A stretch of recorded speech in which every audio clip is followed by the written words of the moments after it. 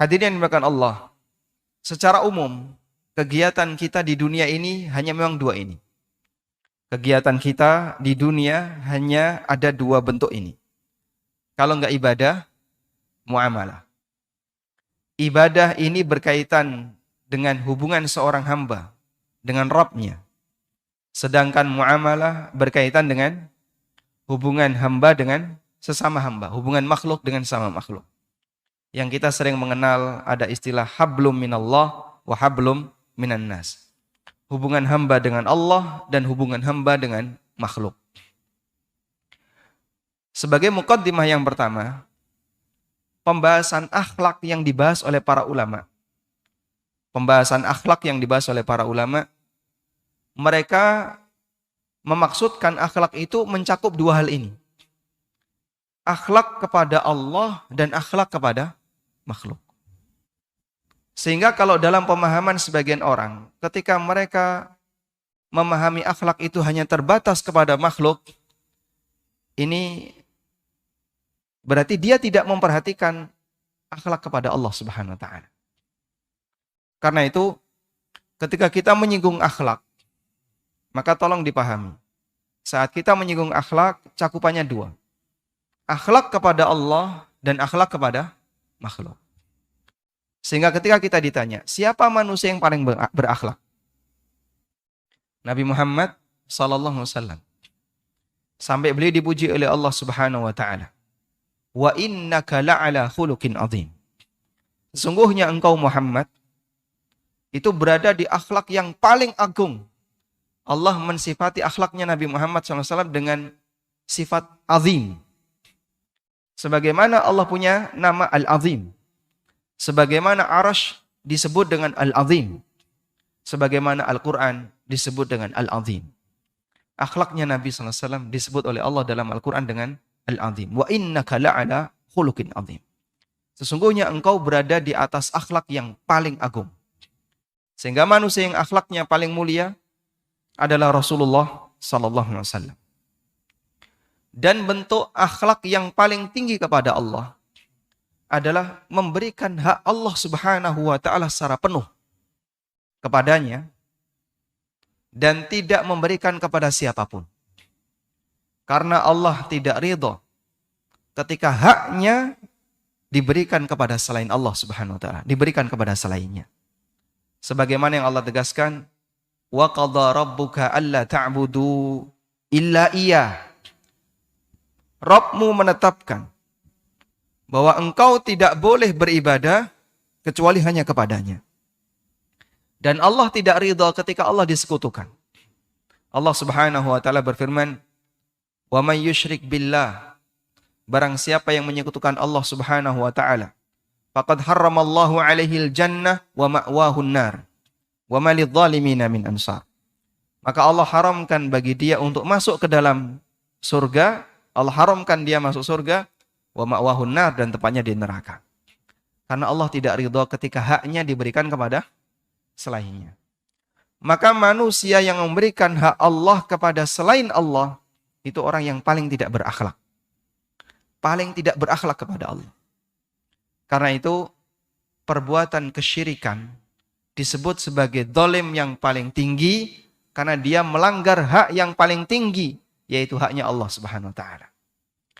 Maka kalau sampai ada orang yang punya pernyataan, kalaupun orang itu berilmu dalam masalah agama, menyampaikan tentang syariat, nggak boleh dia kesampingkan akhlak kepada manusia.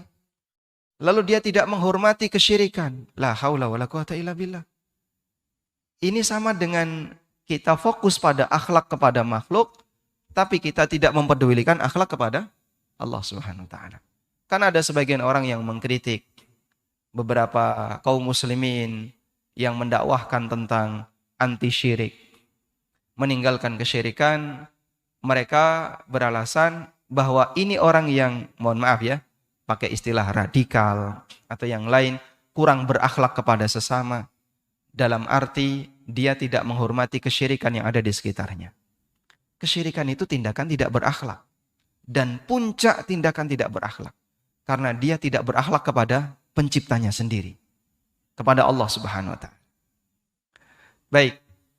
Kemudian kita di saat kita dituntut untuk berakhlak kepada Allah, kita juga dituntut untuk berakhlak kepada makhluk. Dan berakhlak kepada makhluk itu ada dua. Yang pertama, berakhlak kepada dirinya sendiri. Berakhlak kepada dirinya sendiri. Dia harus menyikapi baik untuk dirinya sendiri. Dan berakhlak kepada makhluk yang lain yang berada di sekitarnya. Dan 3 jenis akhlak ini dinyatakan oleh Nabi SAW dalam sabda beliau, ittaqillaha haitsu ma kunt wa atbi'is sayyi'atal hasanata tamhuha wa khaliqin nas bi khuluqin hasan. Bertakwalah kepada Allah dimanapun kamu berada. Ini bentuk menjaga akhlak seorang hamba kepada Allah Subhanahu wa taala. Wa atbi'is sayyi'atal hasanah tamhuha.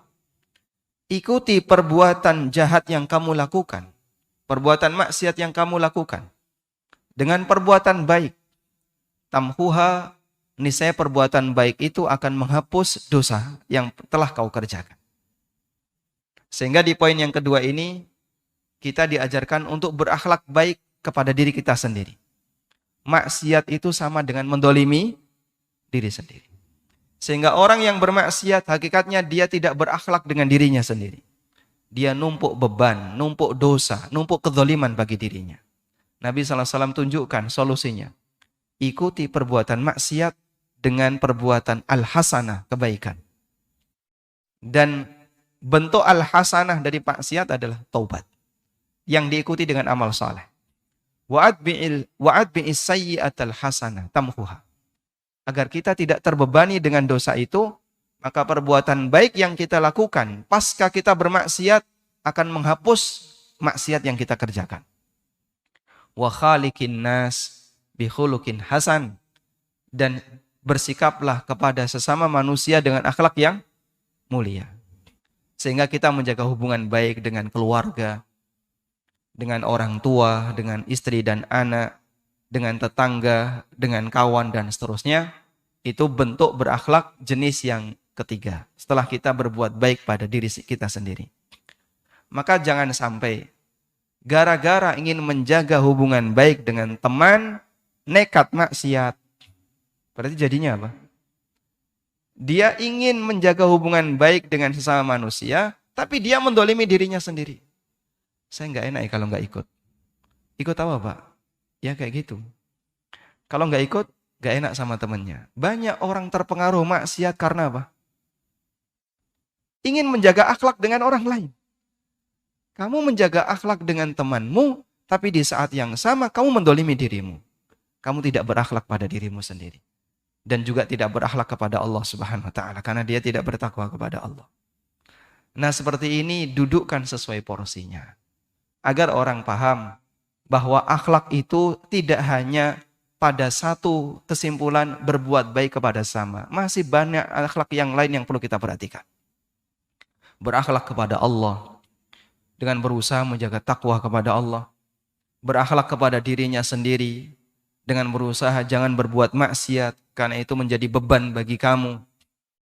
Dan berakhlak kepada orang lain dengan menjaga hubungan baik kepada sesama, tidak mengganggu mereka, bahkan memberikan kebaikan bagi mereka.